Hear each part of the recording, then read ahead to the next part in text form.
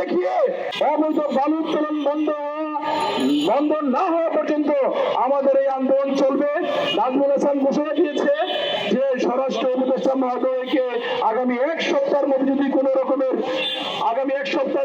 কোনো রকমের ব্যবস্থা কার্যকর ব্যবস্থা গ্রহণ না করে অবশ্যই স্বরাষ্ট্র উপদেষ্টার পদত্যাগের দাবিতে আমরা আন্দোলন করব। আমরা বিশ্বাস করি প্রধান উপদেষ্টা এই বাংলাদেশের বহু আন্দোলন সংগ্রামের কারণে ন্যায্য অধিকার তিনি পূরণ করেছেন এবং আমাদের মেঘনা উপজেলার এই ভিটেমাটি রক্ষার আন্দোলনকে তিনি সম্মান দেখিয়ে কে কোন দল করেন সেটাকে বিবেচনা না এনে তিনি প্রকৃত অপরাধীকে প্রকৃত দায়ীকে আইনের আওতায় এনে ব্যবস্থা নেবেন এবং সাধারণ মানুষদেরকে তিনি ভিটেমাটি রক্ষার জন্য আর যেন আন্দোলন না করতে হয় সে নিশ্চয়তা দেবেন।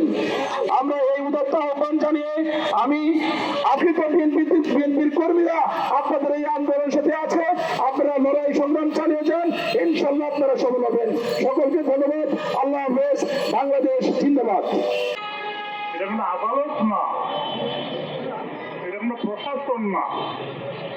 তারপরে কথা আছে, যদি শোকে আসো তো কান্না করো, শোক কমবে। অধিক আনন্দে পড়ো, হা হা করে হাসো, আনন্দ কমবে। ঠিক আমাদের শোকটা এত বেশি হয়ে গেছে, এই শোকটা প্রশাসন শোনে না, বারগা পুলিশ শোনে না, আর্মি শোনে না, স্থানীয় দল নেতৃবৃন্দ কেউ শোনে না, এমনকি শোনে না যখন কর্মকর্তারা দেখি নেতৃবৃন্দ। তাই আমরা খাওয়া করে কান্না করার জন্য প্রেস খেলা দেখি। আপনারা বোধহয় আমাদের কান্না শুনেছেন। আমাদের সংবিধানের মৌলিক অধিকারের মধ্যে প্রথমই আছে সম্পত্তি রক্ষার অধিকার।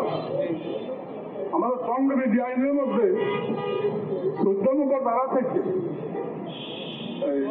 প্রায় 114 নম্বর ধারা পর্যন্ত উল্লেখ আছে কখন খুন করলে খুনের দায়ী হবে না, কখন অপরাধ করলে অপরাধের দায়ী হবে না।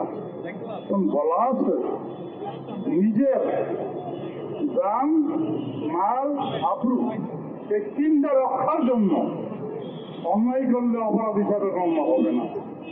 আমরা এটাও করতে পারছি না। এই জন্য সর্বশেষ সাধারণ জন্য আমরা আলোচনা